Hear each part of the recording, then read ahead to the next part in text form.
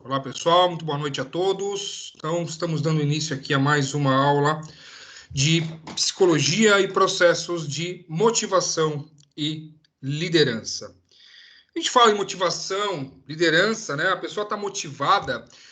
Primeiro momento, né, que a pessoa, para ela estar motivada, ela tem que estar em um bom momento, né? Ela precisa estar psicologicamente muito bem. Ela precisa estar em um momento, muitas vezes, pessoal, né? Legal.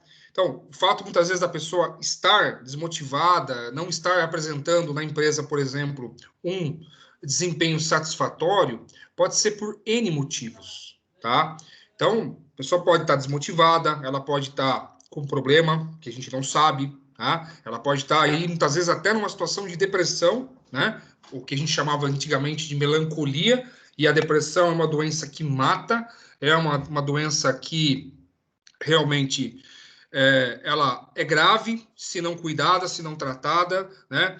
E muitas vezes a depressão ela é curada não só com medicamento, né? Aqueles medicamentos fortes, tal, psicotrópicos, aquela coisa toda. Não, ela é curada com palavras, né? Ela é curada aí muitas vezes com terapias que são simplesmente conversa, né? Você ouvir, né? A pessoa ouvir o que a pessoa tem a dizer, ouvir muitas vezes o problema que aquela pessoa está passando. Né? Então, basicamente, a proposta da logoterapia é isso, tá? É achar um sentido para as coisas, é achar um sentido para a vida, né?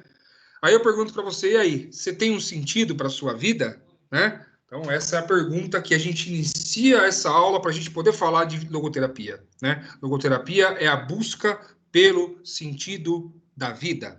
E aí, para você, qual que é o sentido da sua vida? Não precisa falar, tá, pessoal? Mas memorize aí para você qual que é o sentido, né, da sua vida. O que você acredita, o que você almeja para você? Quais são os seus objetivos, né? Basicamente seria isso. Qual que é o sentido? Para que você faz aquilo que você faz, né? Inclusive, o Mário Sérgio Cortella tem um livro bem provocativo que fala para gente, né? Por que fazemos o que fazemos, né? Então é muito interessante. Suelen, você levantou a mão? Diga.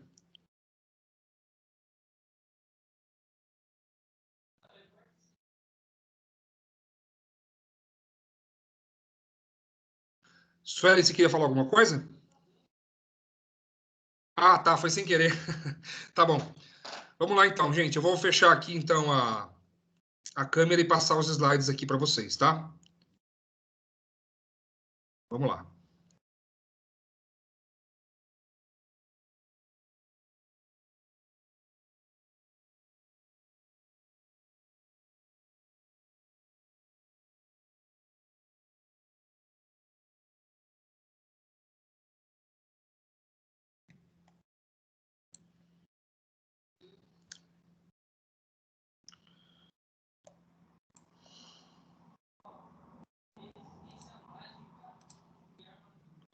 Muito bem. Sentido para a existência. Viktor Frankl, né? Logoterapia. O logos, né? A palavra que vem do grego. O logos é a palavra, né? O logos muitas vezes pode ser também interpretado como a cura, né? Terapia é tratamento. Então, logoterapia, né? É o tratamento da palavra, é o tratamento, né, da cura. É você trazer, né, a cura para a pessoa através da conversa. É o sentido para a existência. Muito bem. Todos nós buscamos um sentido para a vida, né? Esse é o ponto inicial para a gente tentar entender essa teoria da psicanálise. A busca do sentido. Todos nós buscamos um sentido para as nossas vidas, correto? Não tem por que imaginarmos que estamos aqui, estamos fazendo o que estamos fazendo, né? Sem nenhum tipo de sentido. Ah, eu estou aqui porque não tem. Tá? Todos nós buscamos, né, um fim, o meio para se conquistar um fim. Né? Então, o Pascal, filósofo brilhante, filósofo francês, né, Blaise Pascal, ele dizia que essa era uma tendência natural do ser humano. Todos buscaram um sentido para a vida, tá? Ver um sentido nas coisas significa achar que a vida tem uma causa, né? Uma finalidade, uma razão. no livro do Cortella, ele fala exatamente isso, né? Que a gente não pode levar uma vida fútil, uma vida vazia, uma vida medíocre, uma vida sem sentido. Não, a gente precisa ter um sentido, a gente precisa lutar por alguma coisa. A gente precisa fazer da nossa existência aqui nesse plano a melhor existência possível. Né? A lá Aristóteles, buscar a eudaimonia, buscar a felicidade. E essa felicidade, ela é viver uma vida com sentido, ter sentido para as coisas, né? É ter um motivo para viver, né? Algo para se realizar, para ser feliz, construir um mundo melhor, ter um ideal de vida, ter uma ideologia, né? Uma visão de mundo, né? Que vai muitas vezes levar você para um determinado caminho. Amar as pessoas, promover a justiça entre elas. Basicamente, o Pascal, ele nos adverte, né, que todo ser humano deveria ter essa tendência, essa inclinação, né, para tentarmos fazer uma humanidade melhor, tentarmos fazer aí, né, uma humanidade menos egoísta, menos mesquinha, menos avarenta, né, menos preconceituosa, né, tentar enxergar a outra pessoa como literalmente uma outra pessoa, como um ser humano, né? Mas a gente sabe que isso é muito difícil, né?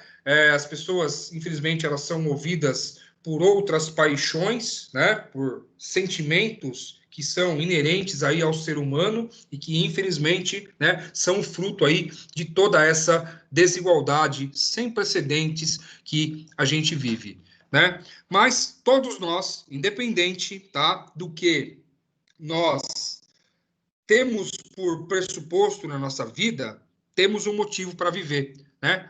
Até os que cometem crime também têm um motivo para viver, né? Ele vai viver e o objetivo dele é ser chefe de uma facção criminosa, né? Ou se enriquecer ilicitamente, enfim, ele tem um motivo para viver. Né? Como a gente vai ver aqui, os nazistas tinham uma visão de mundo, tá? A gente não pode, claro, relativizar isso, conforme eu falei para vocês na aula de ontem, né? A gente não pode relativizar certos comportamentos, tá? Mas eles também tinham uma visão de mundo, né?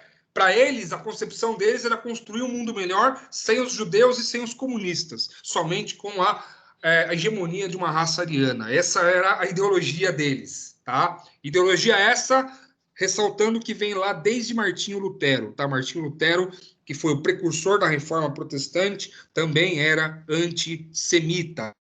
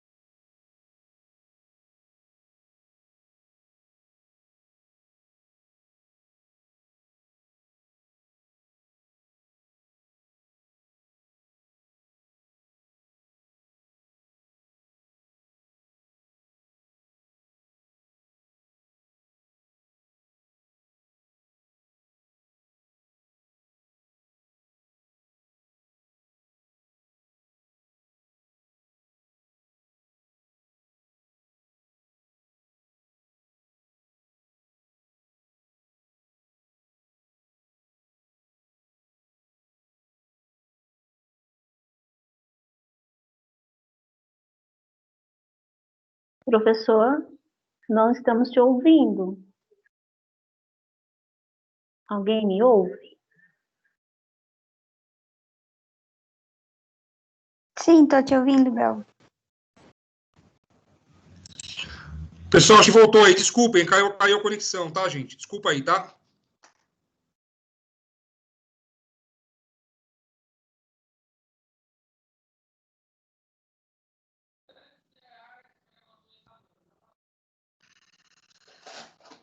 Bom, vamos lá. Vamos de novo, tá?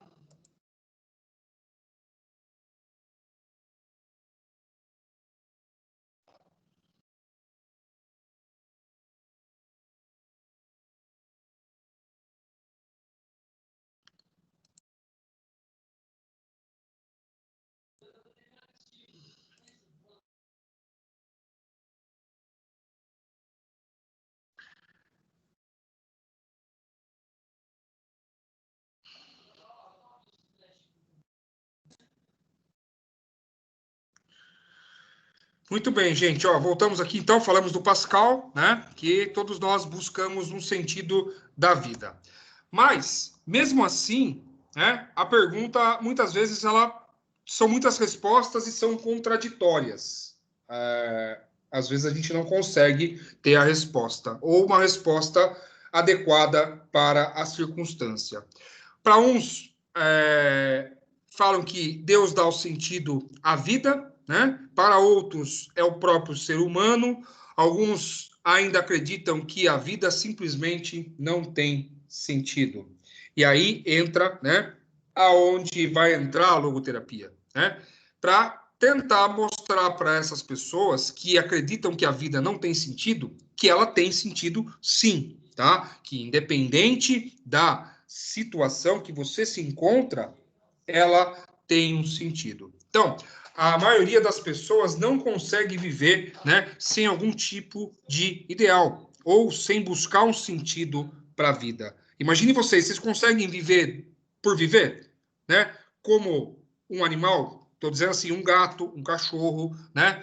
Porque o gato, ele só quer comer e dormir, né? É o instinto dele, tá? O cachorro, mesma coisa, ele tem lá as brincadeiras que ele faz, tal, mas, enfim, nós não. Nós, seres humanos, traçamos o nosso caminho, conseguimos mudar os nossos instintos, conseguimos moldar as nossas paixões, as nossas vontades, diferentemente de um outro animal, tá? Então, e aí, né? Será que nós conseguimos hoje imaginar viver sem um sentido para a nossa vida? É um ponto que a gente, né, coloca de pergunta. Basicamente, né, a teoria do Viktor Frankl é a logoterapia ou psicologia do sentido da vida, onde assenta-se em pressupostos humanísticos existenciais, a questão aí da existência humana, tá? Então, a filosofia, um abraço, né, da filosofia existencialista, que a gente vai tratar também. Depois vem Sartre. Sartre a gente vai conversar sobre ele também, tá? Basicamente o seguinte, beleza. Quem conhece um sentido para a sua vida, encontra na consciência desse fato, mais do que em outra fonte, ajuda para a superação das dificuldades externas e dos desconfortos internos. Sabemos que nós temos as nossas dificuldades ambientais, né? As dificuldades externas, e os nossos desconfortos internos, né? Os problemas da alma, os problemas muitas vezes aí que nós temos no nosso inconsciente. Então, isso vai se inferir no quê? Na importância que tem sob um aspecto terapêutico, a ajuda que presta ao homem, né? No afã de encontrar o sentido de sua existência e nele acordar, né, o desejo semidormente do sentido. Então, ajudar o homem, tá, a encontrar o sentido da sua existência, tá? Tirando ele muitas vezes daquele sono, né, existencial a qual o homem está mergulhado, né? A depressão nada mais é do que esse sono, né? A falta de perspectiva, a falta muitas vezes de uma direção, um norte. Eu não sei por que eu estou aqui, não tem mais nada, nada tem sentido para mim, nada mais vale, né? Enfim, você tem aí N situações, né, que você pega, aí já dentro da psicologia clínica, mas como o Frankl começou, né, na carreira dele aí como médico, ele é psicólogo e neurologista. Ele começou a atender mulheres mesmo que estavam numa situação muito grave de depressão, né? Antes de ele ser preso, antes de ele ir para um campo de concentração, mas ele já era médico, ele já era um diretor de um hospital conceituado, tá? Nessa área. Então, evitar mesmo, né? Ajudar as pessoas aí a acordar desse sono, muitas vezes aí, que coloca as pessoas numa situação.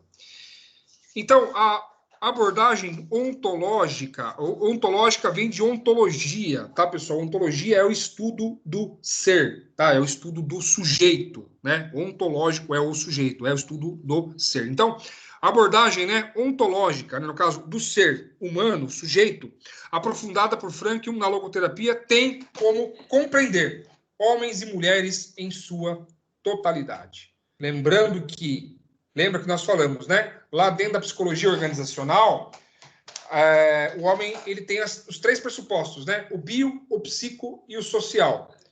A logoterapia acrescenta mais um, o bio, psico, social e espiritual. Sim, o homem também é um ser espiritual, né? Como vem de Platão, a imortalidade da alma, né? Teoria esta, grega helênica, que foi incorporada ao cristianismo por Paulo, né? Se vocês pegarem lá as cartas de Paulo e vocês lerem Platão, vocês vão ver a semelhança dos textos, né? Saulo de Tarso, era um exímio leitor de Platão, e ele incorpora isso no cristianismo, a questão da imortalidade da alma, tá? O homem, ele é um ser liberto. Ele é um ser que tem total liberdade para delimitar o seu caminho. Então, o homem, ele é um ser bio, psico, sócio, espiritual, necessitado de liberdade e constituído da capacidade de suportar o sofrimento, mesmo quando a vida parece longe de qualquer significado. Então, é na obra do Frankl que a gente vai encontrar frágeis, mas voltadas para a realização do sentido e a efetivação do valor. Ações consideradas normais e primárias da humanidade. Vocês vão ver as ações horrorosas, né? Que você presencia, que você olha e fala assim, como um homem pode fazer isso com outro homem? Como um ser humano pode fazer isso com outro ser humano? Então, leiam, sugiro que vocês leiam um livro que eu coloquei para vocês, né? É O Sentido da Vida, né? Que é uma das principais obras aí do Frankl.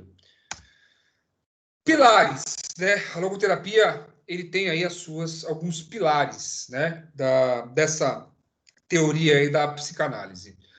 Primeiro aí é a chamada liberdade da vontade, tá?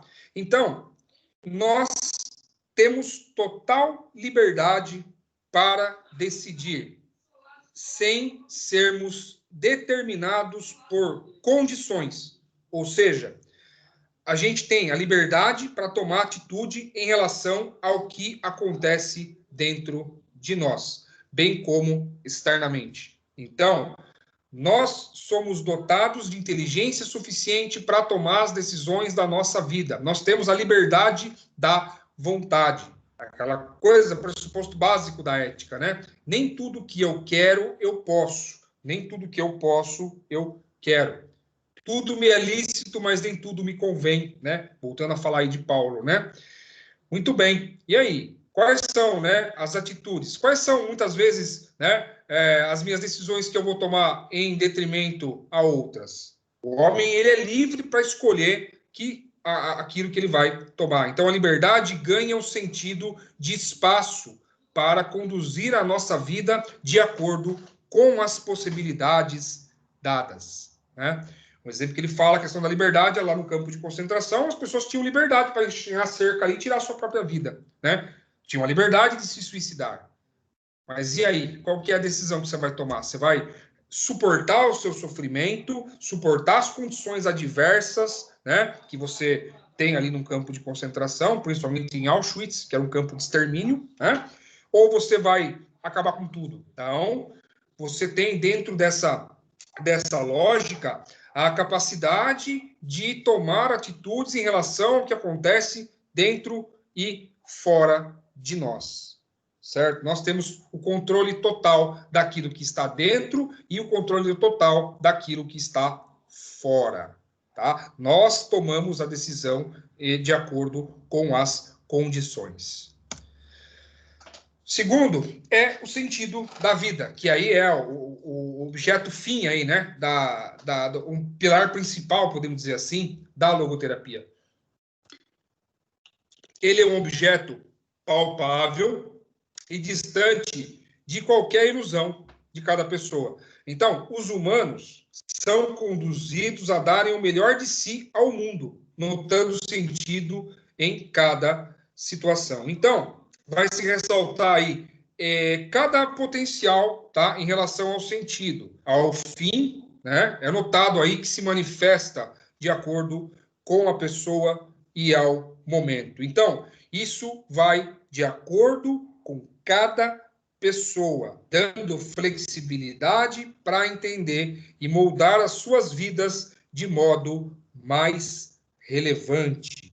Em outras palavras, aquilo que é sentido para mim não é sentido para você e vice-versa. É um momento único, é um momento individual. Ele não se põe ao sistema universal da vida, tá? Não é uma coisa que vai ser padrão para todo mundo. Não posso universalizar essa questão, tá? Então, isso vai de acordo com cada pessoa. Então, cada pessoa tem aí a sua flexibilidade para entender e moldar a sua vida de modo mais relevante. Tá? Então, esse é o principal pilar aí da logoterapia. O terceiro é a vontade de sentido. Vimos lá que a liberdade de vontade, o sentido da vida e a vontade de sentido. Também a liberdade aqui se configura no direcionamento deste ser humano a alguma coisa. Então, a liberdade do ser humano se configura também no direcionamento dele a algo. No caso, esse ser humano a alguma coisa. Então, cada um de nós tem um propósito e objetivo a ser alcançado. Ponto. Nós temos um projeto de vida. Todos nós. Tá? Por menor que seja, mas temos. Quando nós procuramos por esse objeto de vida, né, imediatamente procuramos por um sentido em nossas vidas. Então, sem a vontade de sentido, qualquer um experimenta um vazio existencial e sem sentido. É aí que entra a questão das pessoas entrarem em depressão. As pessoas perdem a sua vontade de sentido. Ela se torna dentro de um vazio existencial muito grande e sem sentido. Muitas vezes você deve ter ouvido falar, ou já deve ter falado, né? Ai, minha vida já não tem mais sentido. Ai, minha vida não tem mais por que eu viver, né? Então, são alguns pensamentos aí que vêm, né, à mente das pessoas e as pessoas acabam, né, se isolando, se colocando numa situação de inferioridade, se colocando aí em condições aí até que levam muitas vezes a pessoa, né, ao suicídio. Então, a logoterapia ela fomenta, né, a busca para captar as potencialidades que a pessoa tem com base nas próprias perspectivas. Então, é exatamente aquela pergunta que o Mário Sérgio faz, né? Por que fazemos o que fazemos? Por que a gente está fazendo isso hoje, né? Por que a gente faz determinadas coisas? Então, a gente tenta, nesse sentido, captar as potencialidades, buscando aí, muitas vezes, as próprias perspectivas, tá? Então, vamos entender um pouquinho quem que é esse cara aqui, que a gente está falando tanto dele, né? Mas nós não o conhecemos ainda. Muito bem. Ó, esse cara nasceu em 1905, é um austríaco, né? Faleceu aí em 97. Era um médico psiquiatra austríaco, fundador aí da escola da logoterapia, que vai explorar aí o sentido existencial do indivíduo e a dimensão espiritual da existência. Lembrando que ele, já em 1920, na graduação lá em medicina, ele estava estudando medicina, ele já se conversava com Freud, né? Já tinha aí trocava correspondências aí com Freud, né? A primeira conferência, ele tinha 16 anos, tá? Ele já colocou aí a respeito do sentido da vida, ele já, em tese aí, primeira conferência dele em 1921. Encontros depois em 25 com Freud e Alfred Adler, tá? Ele foi professor de neurologia e psiquiatria da Universidade de Viena, doutor em medicina e filosofia pela Universidade de Viena, professor emérito de logoterapia da Universidade Internacional da Califórnia.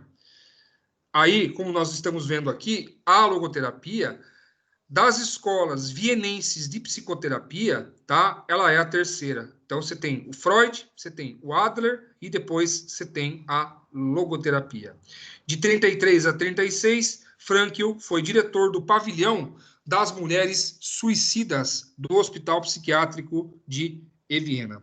Sabota as ordens nazistas de proceder à eutanásia de doentes mentais sob os seus cuidados, correndo o risco aí de ser fuzilado, né? Então, ele não executou as ordens, tá, dos nazistas de cometer eutanásia, né? Porque aquela primeira teoria nazista, né, da eugemonia, né, que eles queriam efetivamente aí, né, destruir os que são chamados de indesejáveis, né? Então, antes da prisão e extermínio dos judeus, eles tinham por pressuposto, né, essa limpeza étnica, né, e a limpeza dos chamados aí indesejáveis, né? Os doentes mentais, os aleijados, deficientes físicos, né? Depois colocando os homossexuais em campos de concentração também, né? Então, toda essa ideologia do mal aí, né? Por parte dos nazistas. Lembrando aí que a Áustria foi anexada à Alemanha em 1937, tá? Com isso,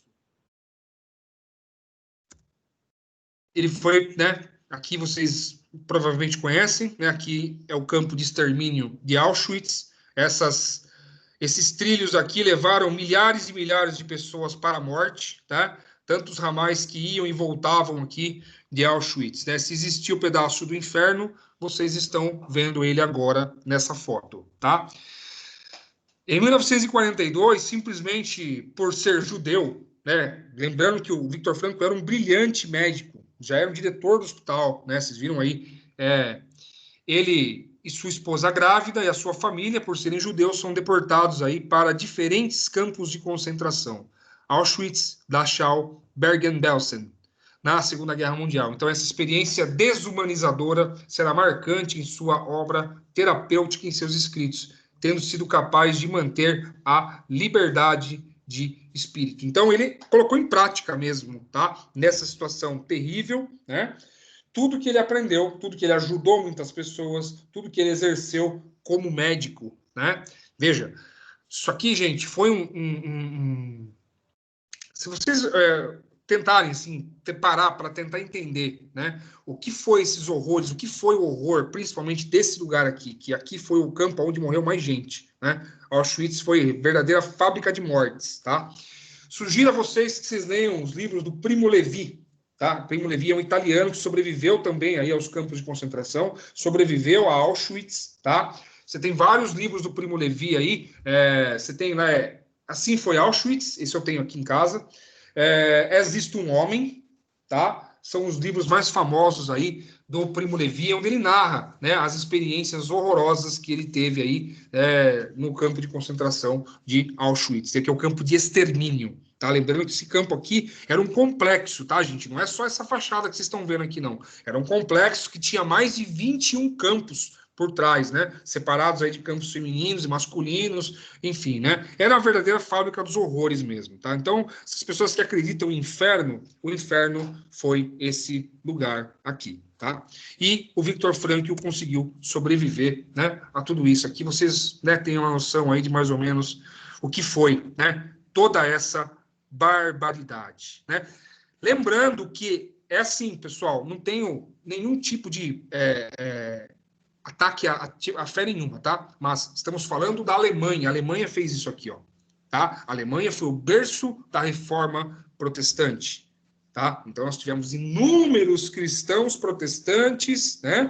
E nós tivemos a chancela da Igreja Católica que fez vista grossa para todo esse genocídio, né? Então nós somos também da área de história, então a gente não pode, em hipótese alguma, deixar de apontar aquilo que realmente aconteceu, tá? Então, essas fotos que vocês estão vendo aí é um pouco da realidade do que essas pessoas passaram. Então, olha o Frankl aqui, ó. A esposa, o pai, a mãe e o irmão do Frankl morreram nos campos de concentração da Alemanha nazista. Só a irmã dele sobreviveu. Suportando fome, frio, brutalidades extremas, né? Primeiro em Auschwitz, depois em Dachau. O próprio Frankl esteve sob constante ameaça de ser enviado para a câmara de gás. Em seu primeiro dia como prisioneiro, perdeu todos os seus pertences, inclusive um manuscrito científico que considerava a obra da sua vida. Os guardas da SS, pegaram esse manuscrito aí, tacaram fogo na frente dele, pisavam em cima, fizeram barbaridades aqui para questão não só, né, de prender a pessoa, privar a pessoa de todas essas condições aqui, mas de causar humilhação mesmo, né? Essa era a ideia, né? Matar, mas matar humilhando, né? Colocando aí realmente os judeus como seres inferiores, né? Essa é a ideologia nazista. Quem quiser saber mais, basta perguntar para o próprio Hitler, né? Eu sempre falo para os meus alunos isso. Professor, como é que a gente pode entender o nazismo? Pergunta para o Hitler. Como isso, professor? Leia o Mein Kampf. Leia um livro, né, que não é a autoria do Hitler, mas foi creditado a ele, né? É um livro chamado Minha Luta, onde ele descreve exatamente tudo isso aqui, ó. Nada do que foi feito, nada do que a Alemanha fez, pessoal, tá? Ficou escondido. Não, tá tudo explícito. O livro foi o livro mais vendido na Alemanha, né? Então, o povo alemão fez tudo isso daqui. Então, como que a ideia de um homem, né, pode ser a ideia de uma nação inteira? Tá? Então, a gente precisa, né, à luz da história, à luz dos fatos, verdadeiramente, entendendo, né, todo esse fenômeno que levou uma nação a fazer todo esse tipo de barbaridade. Esse campo aqui mesmo, pessoal, que eu estou falando para vocês aqui, ó, Dachau, ficava em Munique, 2 quadras depois da estação do metrô de Munique. Então, imagina vocês descendo um ponto de ônibus do terminal Santo Antônio, aqui em Sorocaba, e 2 quadras depois era um campo de concentração, e todos os alemães sabiam, né, o que acontecia ali dentro, né? Então, realmente aí é complicado, né? Inclusive, foi o primeiro campo de concentração aberto. Depois que Hitler entrou no poder na Alemanha em 1933 como chanceler, foi em janeiro de 1933. Em março, ele abriu o primeiro campo de concentração, que foi esse aqui de Dachau, né? Que eles chamam lá em alemão, é Dachau, tá? Então, Frank, é o seguinte, o sentido da vida, né, pessoal, era o segredo da força de alguns prisioneiros, enquanto outros aí privados, né, de uma razão maior para suportar o sofrimento exterior. Experimentavam aí o sentimento de uma vida fútil, sem propósito, sem esperança, chegando muitas vezes aí, né, ao suicídio. Muita gente não aguentava, né, essas barbaridades aqui. Muita gente não suportou todo esse sofrimento, né? As pessoas realmente foram tiradas aí, né, da sua condição de seres humanos. Então, realmente aí é um processo que foi muito difícil, né? E que cabe a nossa reflexão eterna, né, para que isso nunca mais se repita, né? Esse livro aqui, ó, Em Busca do Sentido, eu disponibilizei para vocês, está lá no material de aula, tá? É um livro muito interessante, se vocês quiserem se aprofundar um pouquinho mais, né? Em Busca de Sentido, um psicólogo num campo de concentração. Então, uma leitura fascinante, sugiro a vocês aí que leiam. Muito bem. Como eu falei para vocês, né, os princípios fundamentais ali nós já falamos, né, a liberdade da vontade, a vontade do sentido e a vontade do poder, né, do Nietzsche. Ele absorve, né, essa ideia do Nietzsche, que é outro pensador alemão também. A vontade de prazer, né? Então, Frankl, né, estudadas aí pelas psicologias do Adler e o Freud, tá? Então, o sentido da vida busca o sentido de uma cura para o sofrimento provocado pelo vazio existencial. Então, o sentido da vida, que é a bandeira, podemos dizer assim, da logoterapia, ela busca o sentido, uma cura para o sofrimento provocado pelo vazio existencial. Então, é uma teoria extremamente interessante, extremamente importante e que ganhou notoriedade aí, né? Muitas pessoas durante o século XX e ainda no século XXI a gente tem muitas correntes psicológicas aí, dentro até do RH, que adotam também, né, a questão da logoterapia. Então, aí, né, ainda mais nessa pandemia, né, gente, isso aqui é extremamente importante, né, pessoas que estão aí numa situação de depressão, né, de vazio existencial. Então, assim, é de suma importância, né, uma teoria como essa para tentar devolver às pessoas, né, o sentido para as suas vidas, né, que a gente vai conseguir sair dessa, a gente vai conseguir vencer aí o coronavírus, tá? Então, o Frankl, ele revela que existem 2 tipos de pessoas: as que dizem sim à vida, apesar de suas incertezas, e as que dizem não à vida, apesar das coisas boas que lhe sucedem. Olha que interessante. Pessoas que muitas vezes materialmente não têm nada. Vivem em condições precárias de habitação, não têm água encanada, não se alimentam direito e estão sempre de bem com a vida. E, em outro lado, a gente vê pessoas que têm tudo, moram muito bem, comem muito bem, têm muito dinheiro, conseguem ter tudo o que querem, mas não conseguem achar a felicidade. Não conseguem, dizem sempre não à vida. Levam uma vida fútil, uma vida vazia, uma vida sem sentido, né? Então, como é fácil, né, você constatar as pessoas que dizem sim, geralmente porque sentem-se felizes e satisfeitas por aquilo que têm. Felizes e satisfeitas por muitas vezes estarem vivos, por estarem aí mais um dia, né, de vendo o sol, enfim. Cada um tem as suas particularidades, né?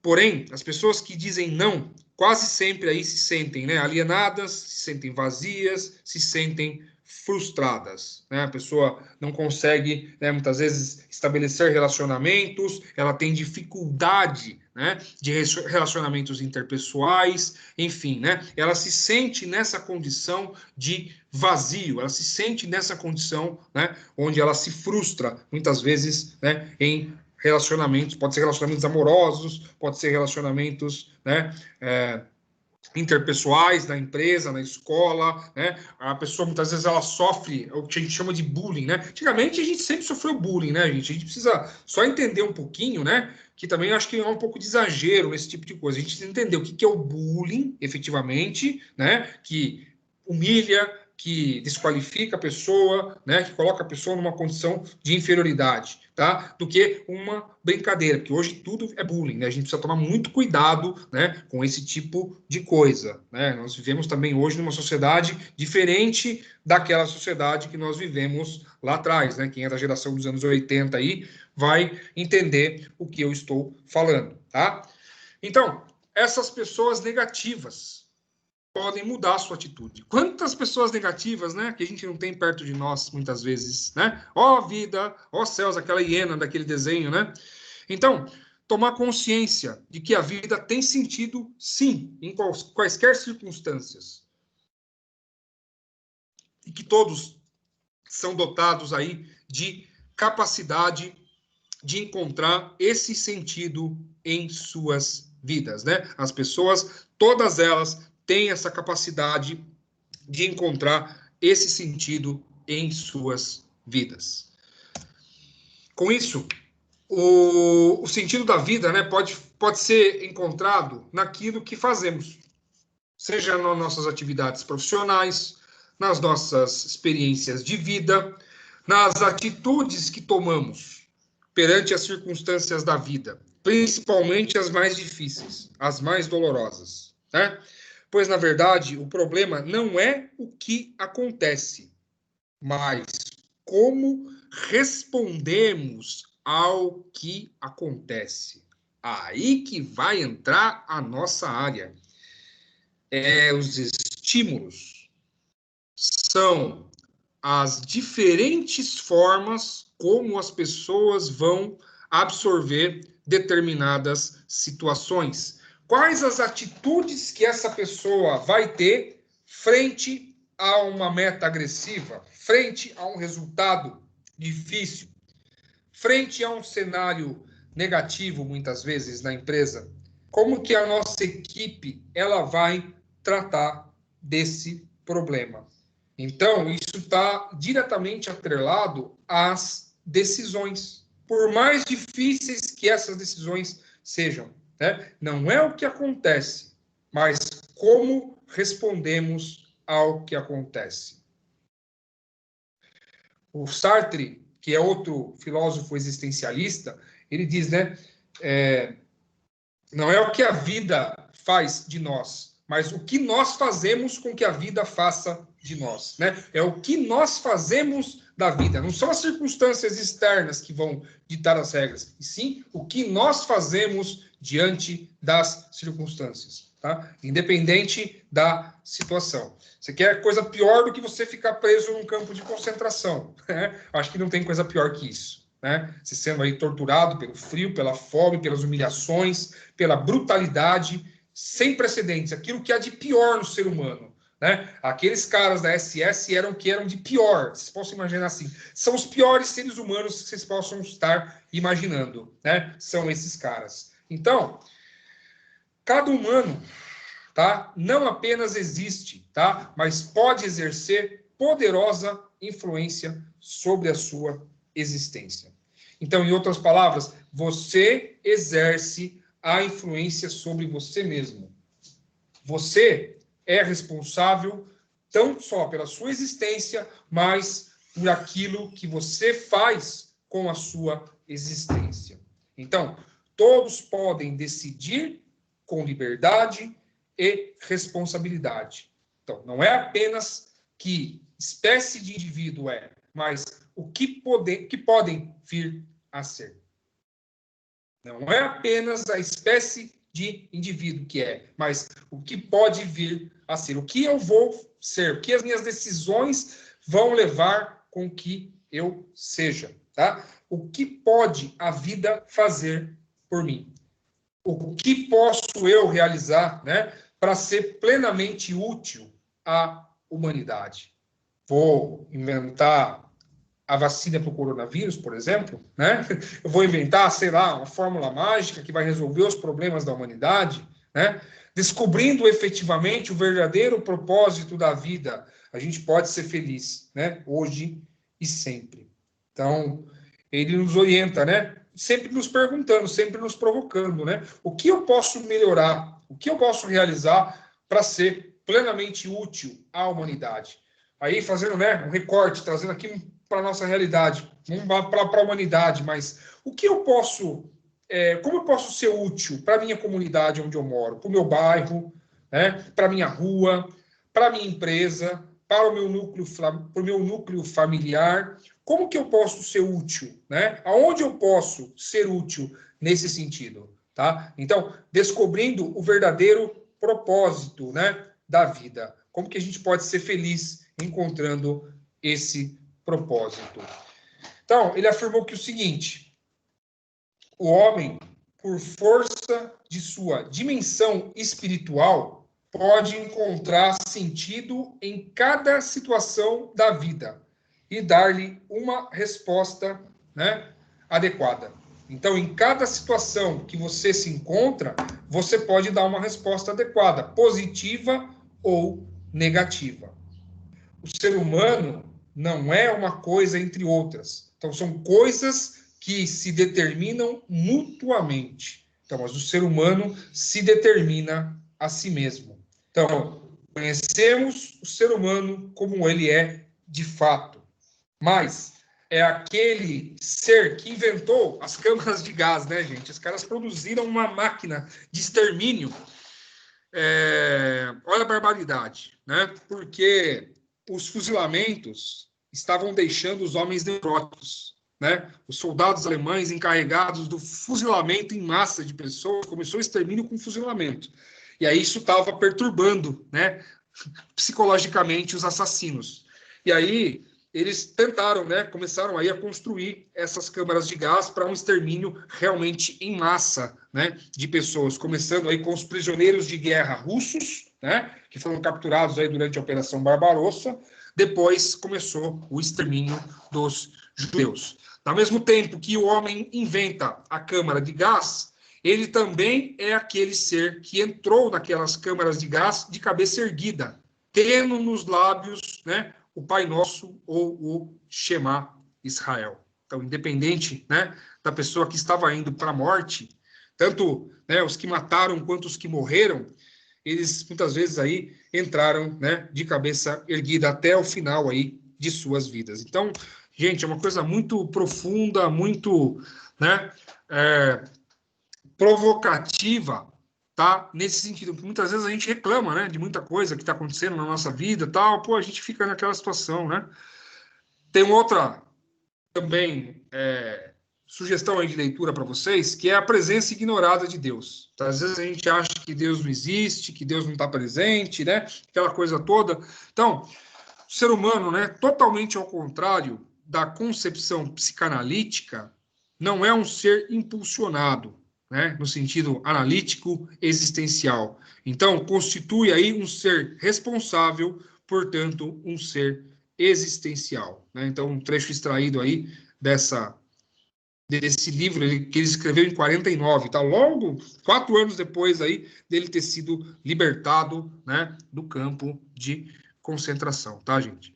Então, aí tem outros livros aqui também, né, de uma forma prática e simples, desse outro livro aqui, Sede de Sentido, que é uma das pilares aí da logoterapia, ele diferencia, né, a psicanálise da logoterapia, onde na psicanálise o paciente tem que deitar num divã, tá, e contar as coisas, né, colocar aquela coisa da indução, né, do hipnotismo muitas vezes, e contar coisas, né, que às vezes são muito desagradáveis de serem contadas.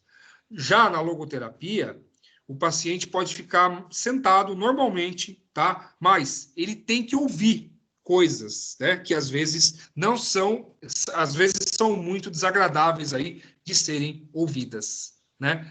Muitas vezes o fato de você motivar uma pessoa a sair de determinada situação, você vai ter que falar coisas meio ásperas para ele, tá? Você vai ter que falar coisas que muitas vezes ele não vai gostar no primeiro momento, tá? Mas é uma coisa que você tem que dar um chacoalhão mesmo, tá? Você tem que provocar a pessoa para que ela queira sair daquela situação. A pessoa que está em depressão, por exemplo, o primeiro passo, tá, é ela que tem que dar. Se ela quiser se afundar mais, ela vai se afundar mais. Não adianta. Pode fazer 1000 terapias que ela não vai conseguir. Pode se afundar em psicotrópico, tomando faixa preta, né, em doses cavalares, que ela só vai se drogar e não vai conseguir sair, né? Se ela não realmente tomar uma decisão, né, e falar, não, eu não quero mais essa vida para mim. Eu quero definitivamente sair dessa, né? E aí, o primeiro passo, quem tem que dar aí é a pessoa. Então, aqui tem aí uma coleçãozinha, né, de livros aí desse mesmo autor. Então, ó, o Frankl, né, existiria aqui no ser humano um desejo e uma vontade de sentido. Então, ele percebe que os seus pacientes, no caso, não sofriam, né, exclusivamente de frustrações sexuais, como no Freud, né, que é aquela coisa do recalque, tá? Que era muito comum isso lá na época do Freud. Ou de complexos, né, como de inferioridade, no caso, o Adler pesquisava essa parte. Mas reputa ser o vazio existencial, muito mais profundo do que esses problemas que o Freud e o Adler, né, em suas pesquisas, eles descobriram. Então, a neurose revelaria, antes de mais nada, um ser frustrado de sentido, o que levou a concluir que a exigência fundamental do homem não é nem a emancipação sexual, nem a valorização do self, como nós, né? Hoje a gente está muito presente isso, né? A valorização do self, né? Do eu. Primeiro eu, segundo eu, terceiro eu, né? Mas a plenitude do sentido. Então nós vivemos hoje, né? Numa sociedade cada vez mais individualista, cada vez mais consumista, uma sociedade cada vez mais sem empatia, uma sociedade cada vez mais com seus valores deteriorados, né? E que a cultura, né, do self, ela tem aí uma influência muito grande, né, principalmente aí por esse capitalismo doentio que nós vivemos, né? Aí tem um outro aqui também, no seu livro, né, A Busca do Homem por Sentido, que foi publicado em 1946, o Franklin relata aqui suas experiências no campo de concentração. Está descrevendo aí de modo psicoterapêutico para encontrar sentido em todas as formas de existência, mesmo as mais sórdidas, mesmo as mais degradantes, mesmo as mais difíceis, né? E aí, vivendo é uma razão para... Daí ter uma razão, né? Para você continuar vivendo. Então, nas próprias palavras do Frankl, ele diz o seguinte: o homem, por força de sua dimensão espiritual, pode encontrar sentido em cada situação da vida e dar-lhe uma resposta adequada. O homem, por força de sua dimensão espiritual, pode encontrar sentido em cada situação da vida e dar-lhe uma resposta adequada. Então, é uma frase profunda, é uma frase provocativa, né? E aí eu pergunto para vocês, em que sentido você dá para a sua vida, né? Em que, independente da situação, tá? qual que é o sentido que você dá, né, para as situações da sua vida, né? Ela realmente é uma teoria muito provocativa, né? É uma teoria que mexe mesmo aí com as pessoas, né? Ela é dotada de uma filosofia otimista, sempre, né? Baseada na crença, fruto da sua experiência pessoal, de que o fim último da existência humana tem uma meta fora do próprio indivíduo. Fim este que lhe dá o sentido da própria existência. Em outras palavras, o Frankl, ele tinha como sentido da vida dele era rever a esposa dele novamente, que foi separado. Ele foi separado da mãe, do pai, de toda a família. Toda a família dele foi dizimada no campo de concentração, tá? E a esposa dele, por incrível que pareça, ela sobreviveu ao campo. Só que ela morreu um mês depois devido às condições que ela estava doente, né? Devido aos maus tratos, ao frio, fome, todas as privações que um ser humano pode ser submetido, né? Então aí ele infelizmente não conseguiu, né? Não cumpriu aí. Ele conseguiu se salvar mediante, né? Essa condição aí de ter um sentido para sua vida, o sentido da vida dele era rever a esposa, né? Porém, ele não conseguiu cumprir, né? Depois que ele saiu aí do campo de concentração, porque a esposa dele veio a falecer, né? Então, a existência humana tem uma meta muitas vezes fora do próprio indivíduo, né? Então, se vocês olharem os vídeos aí, se vocês olharem o que eu mandei aí para vocês, vocês vão verificar aí que alguns relatos que ele fala mesmo, né? É legal ele falando que é mais fácil, né? A pessoa, ele mesmo, o próprio autor, né, dessas obras aqui, ele mesmo falando. Então, aqui para finalizar, esse aqui é o último slide, alguns recadinhos aqui, né? Podemos dizer assim, algumas, né? Provocações que ele nos deixa. Então, não procurem o sucesso. Quanto mais o procurarem e transformarem num alvo, mais vocês vão errar. Porque o sucesso, como a felicidade, ele não pode ser perseguido. Ele deve acontecer.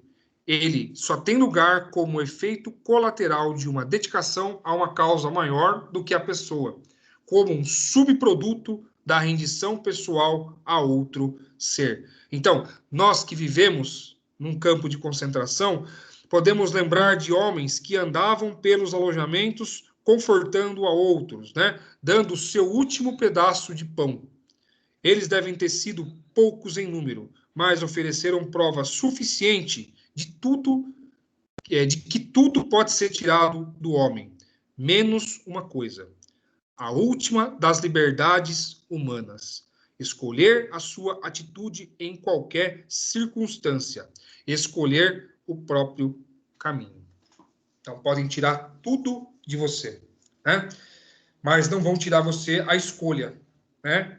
Que você pode ter de seguir ou não seguir determinado caminho, né? A escolha de morrer ou não morrer, a escolha de enfrentar a situação ou retroceder. Aí vai de você. Você que vai realmente tomar a decisão, né? Escolher sua própria atitude em qualquer circunstância. Escolher o caminho que você vai traçar. Então, acho que aí a gente encerra nessa parte. Lembrando, né, que um ponto importante também aí, acrescentando um pouquinho do que o Frankl fala, tá? Podem tirar tudo de você. No caso, tiraram tudo dele, tá?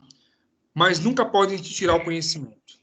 O conhecimento é uma coisa que, assim como, né, a escolha de você deliberar, né, a deliberação dentre a determinada situação, a atitude de você escolher, né, em qualquer circunstância, ela não é tirada de você. O conhecimento também não é tirado de você, porque o Frankl foi tirado tudo dele, mas o conhecimento dele não, porque a tese de doutorado dele que ele ia defender, né, que tiraram dele ali, né, o manuscrito que era a teoria da vida dele, depois que ele saiu do campo de concentração, ele publicou de novo, ainda melhor, né, com todas as privações que ele passou, né, as experiências que ele teve deram mais condição para que a tese dele, para que as ideias dele ficassem ainda melhor, né? E ele realmente aqui desenvolvesse essa teoria para todo mundo e melhorasse, né, a vida de muitas pessoas aqui que estavam muitas vezes em situações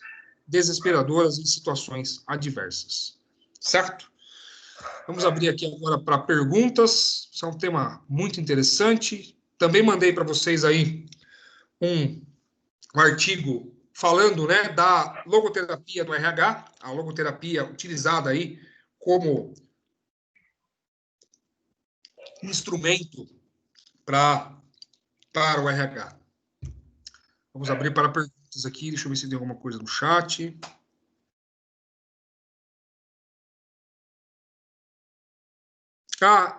Semita, Maria Isabel, estava falando do Lutero, tá? Do Martinho Lutero, que era antissemita, tá? Então, grande parte das ideias também de antissemitismo na Alemanha, né, veio muito antes do nazismo. Tá? A Alemanha ela já era um país de tradição aí antissemita desde Martinho Lutero, né, desde lá de trás.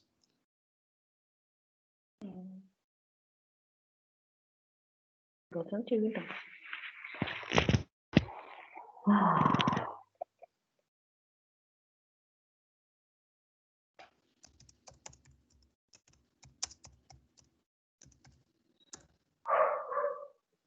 Você pode até escolher no campeão. É um cachorro latindo aí. É o meu professor, nem vi que o meu microfone estava aberto. Perdão.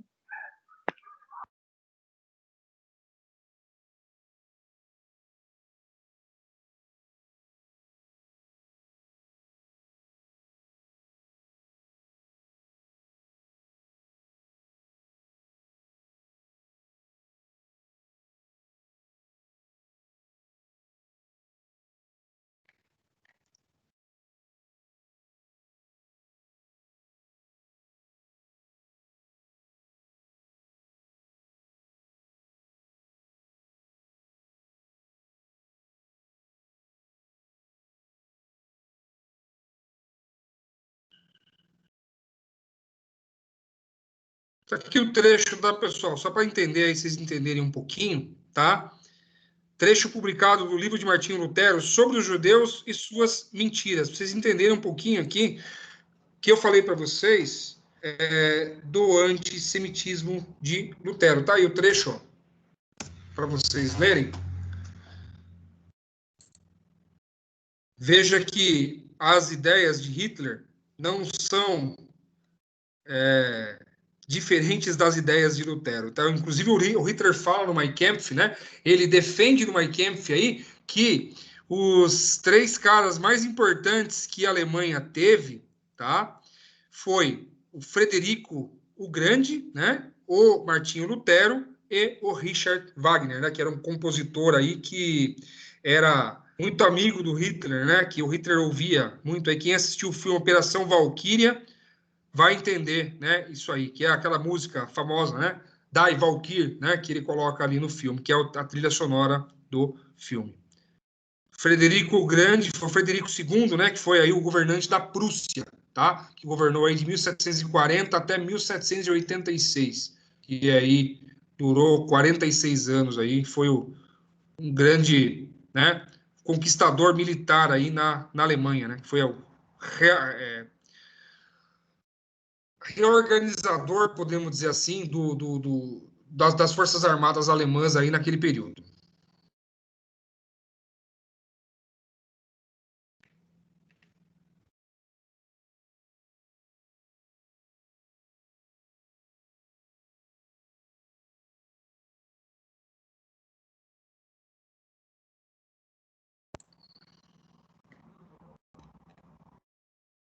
O slide está disponível, sim. Tá lá já, todo o material, tá? Inclusive os livros que eu citei aqui.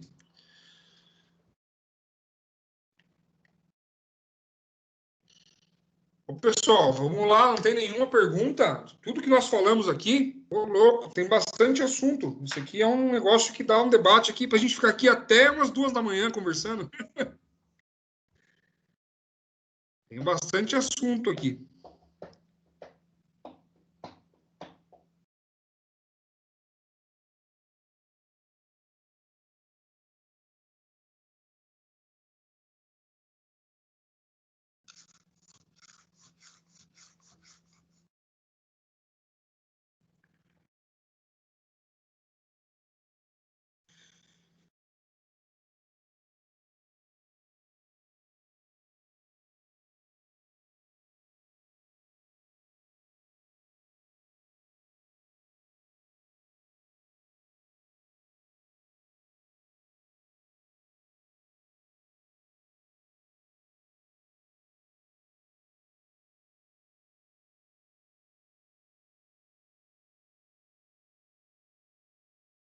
como que vocês acham que essa teoria a gente pode usar para o RH? Eu já mandei um material para vocês, um estudo de caso, tá? De um RH de um hospital que usa a logoterapia para tratar aí os seus colaboradores. Aí, como que vocês acham que vocês conseguem tratar aí o...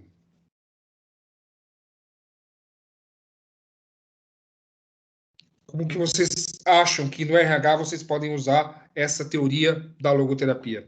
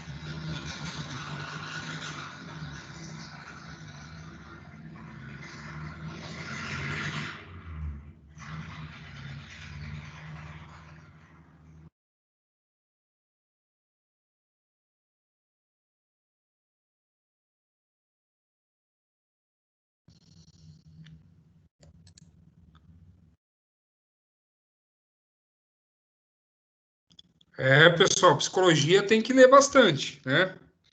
Mas não é muita coisa não, gente. É tranquilo, tá?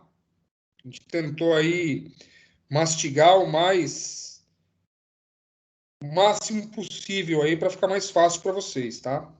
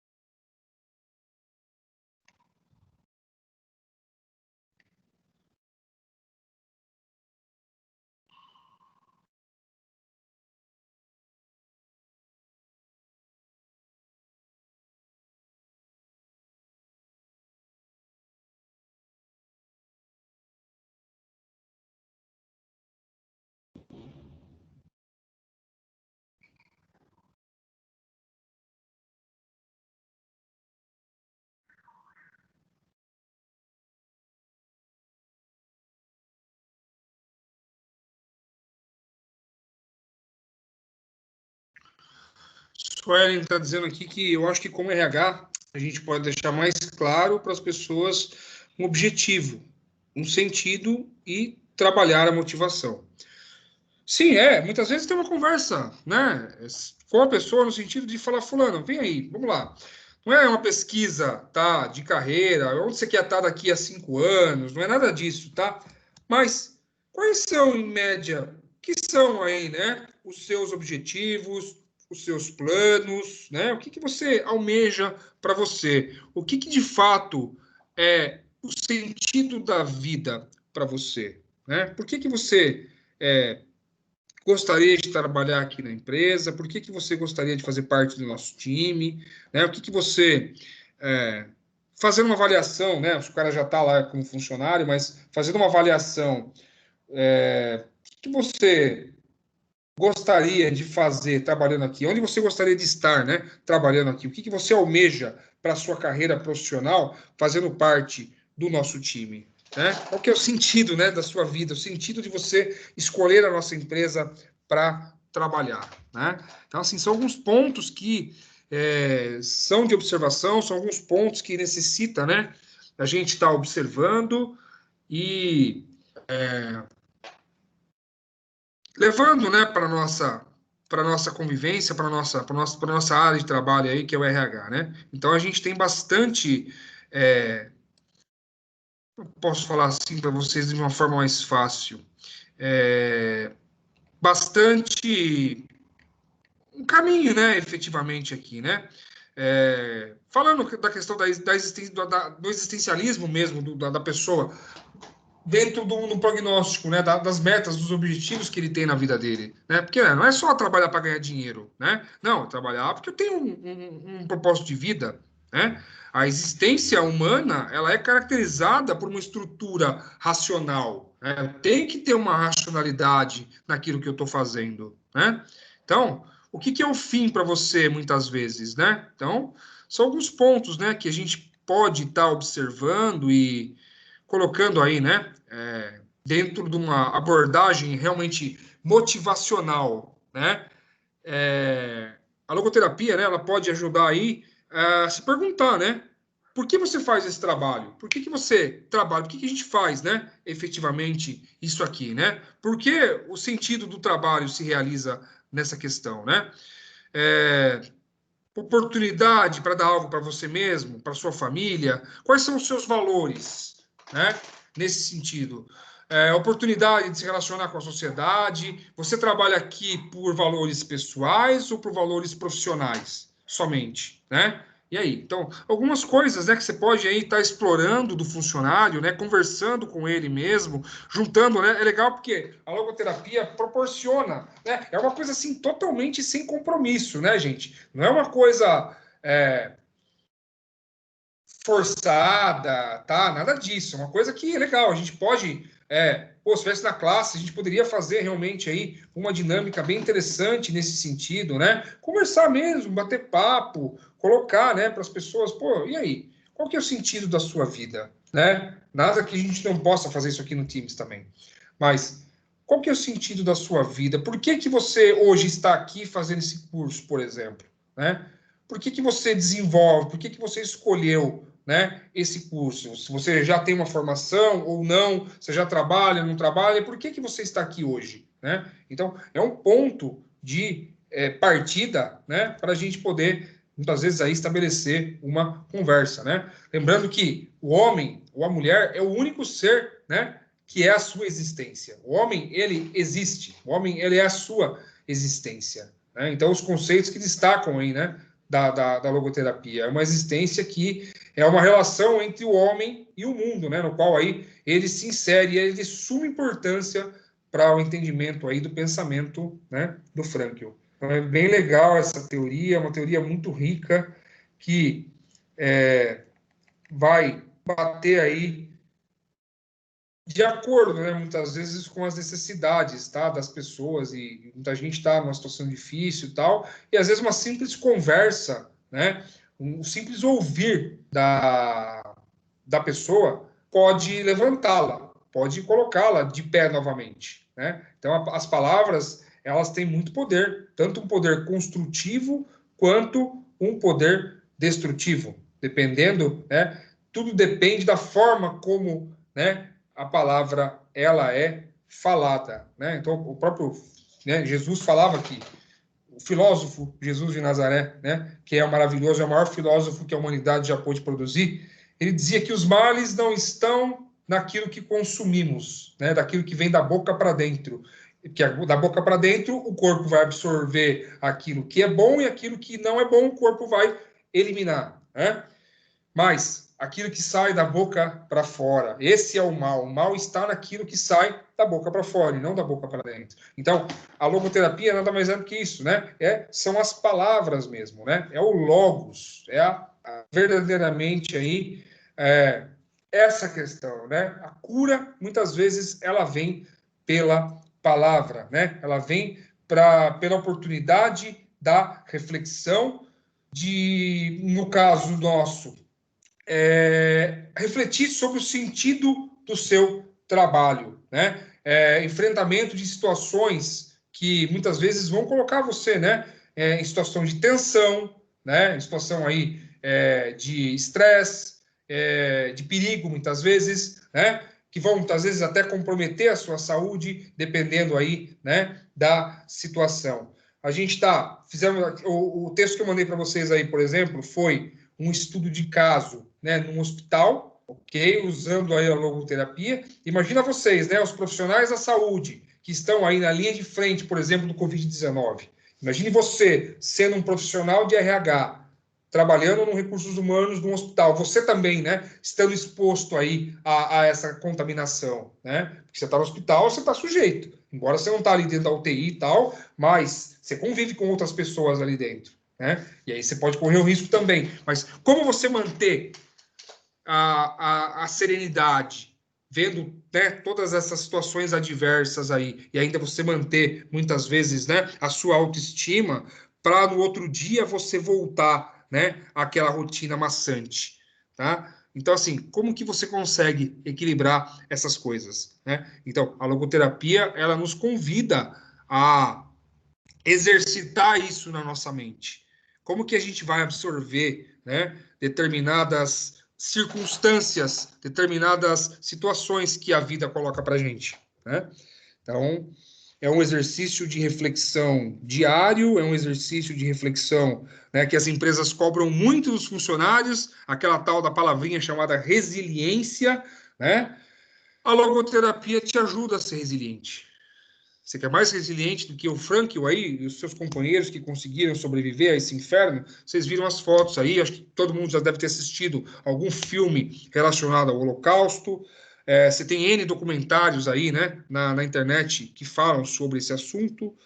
Então, assim, é importante, né, que a gente possa estabelecer aí um panorama, né, estabelecer aí uma possibilidade de tornar a nossa vida melhor, a nossa existência aqui melhor e a existência das pessoas que estão junto de nós melhor também, né? Então, acho que basicamente esse é o sentido da coisa, né? O sentido da vida não é uma coisa individual, mas é uma coisa coletiva também, né? Porque se você tem sentido para a sua vida, as suas ações individuais vão motivar outras ações, né? Então, é um negócio muito profundo, né, gente? É um negócio muito que provoca mesmo, é bem provocativo mesmo aí a teoria do Frankl. Leiam o livro, gente. Aí vocês vão ler o livro, vocês vão entender mais. Aí é curtinho, tá?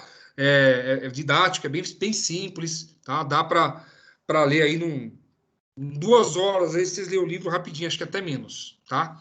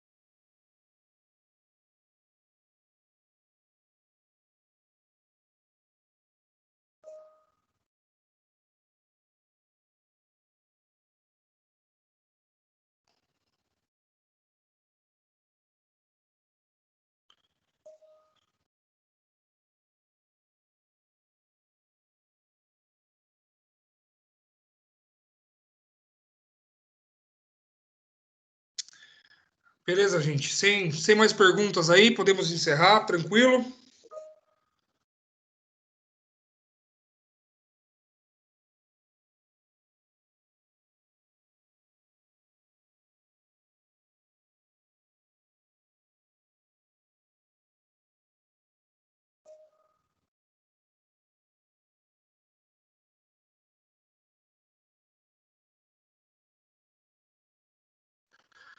Isabel está perguntando aqui, a logoterapia detecta o sentido específico e individual das pessoas.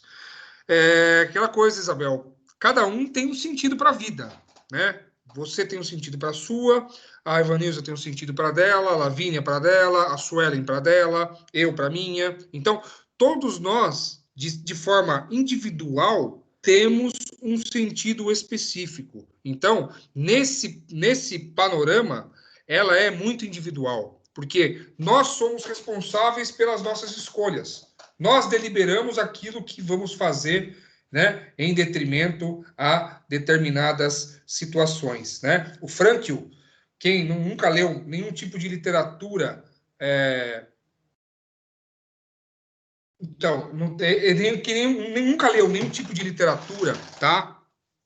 Sobre os campos de concentração, eu estava lendo até, inclusive agora, o Frankl falando sobre os capos, né? O que são os capos?